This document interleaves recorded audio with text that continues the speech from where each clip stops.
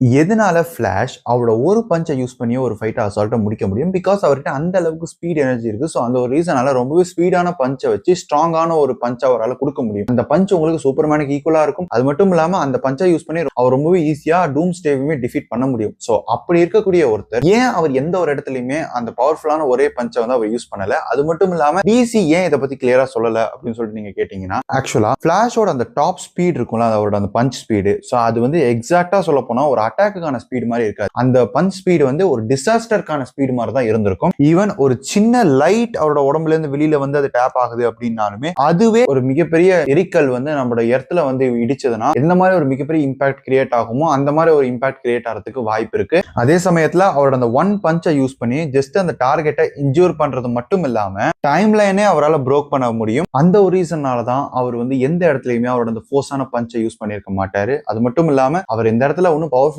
இல்லைன்றது கிடையாது. ஸோ அவரோட அந்த பவர்ஃபுல்லான ஒரு பஞ்ச்னால இந்த உலகத்துக்கு எந்த ஆபத்தும் வந்துடக்கூடாது அப்படின்னு தான் பாக்குறாரு. இதை பத்தி நீங்க என்ன நினைக்கிறீங்கன்றத கமெண்ட் செக்ஷன்ல கமெண்ட் பண்ணுங்க.